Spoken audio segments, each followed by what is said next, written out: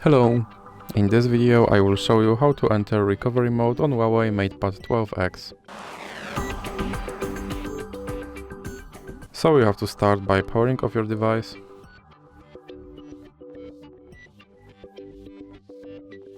And now, when your device is completely powered off, you have to press power button and volume up button at the same time and hold it for a few seconds.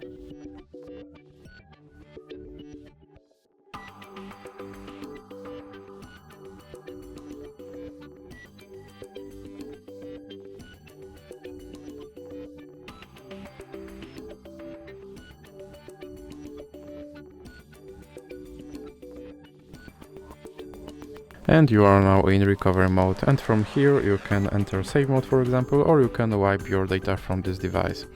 And if you want to leave this mode, you have to select the restart option. So that's it for this video. If you liked it, please remember to leave like and subscribe.